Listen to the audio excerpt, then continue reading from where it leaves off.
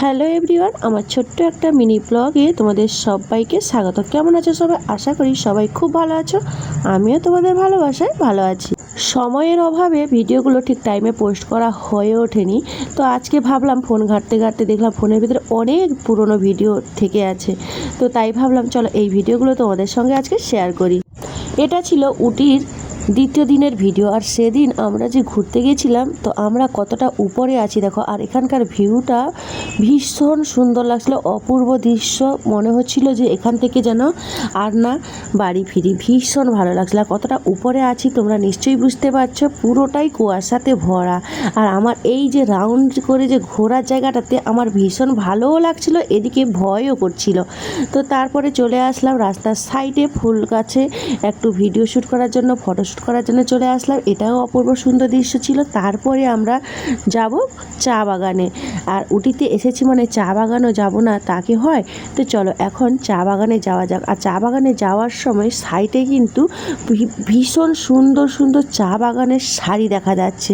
তো এবার আমরা পৌঁছে গেছি চা বাগানের কাছাকাছি। এবার আমরা একটা চা বাগানের কাছে গিয়ে নামবো, সেখানে কিছু ফটোশ্যুট করব। আর সেখানে গিয়ে দেখলাম সবাই কিন্তু এই চায়ের পাতা এইভাবে তুলছে। তো এই চা পাতা কিন্তু সবাই বাড়ি নিয়ে আসে, আর এই চা পাতা খেতে কিন্তু ভীষণ ভালো লাগে। তাই ভাবলাম তো আমিও কয়েকটা পাতা নিয়ে যাই। তো নিয়ে এসে দেখেছি চা খেয়ে ভীষণ ভালো লাগছে খেতে। আর এই দিকে চলে আসলাম চায়ের ফ্যাক্টরিতে, মানে যেখানে চা বানানো হয়, যেখানে চা বিক্রি হয় সেইখানেতে।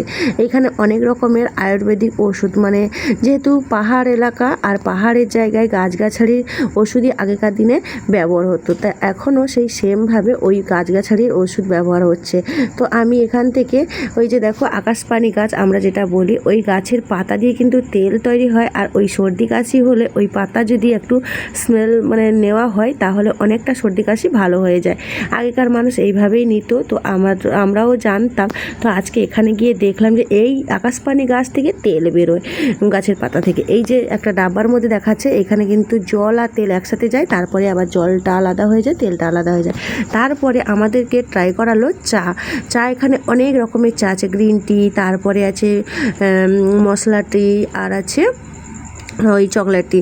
তো আমাদেরকে একটু একটু করে খাওয়ারে মানে টেস্ট করার জন্য দিয়েছিল। তো সবাই খেয়ে বললাম ভীষণ ভালো হয়েছে। তো এখান থেকে কয়েকটা চা পাতাও নিয়ে নিলাম। আর এই যে দেখো আমাদের চায়ের পাতা, ওই যে চায়ের ডাব্বা, গ্রিন টি, চকলেট টি, আর আছে মশলা টি। তো সবগুলো নেওয়া হয়ে গেল। এখন আবার কোথায় যাওয়া হবে জানি না। তো চলো পুরো ভিডিওটা দেখতে থাকো, অবশ্যই তোমাদের ভালো লাগবে। আর আজকের ব্লগটা তোমাদের কেমন লাগলো কমেন্ট করে জানাতে ভুলো না। টাটা।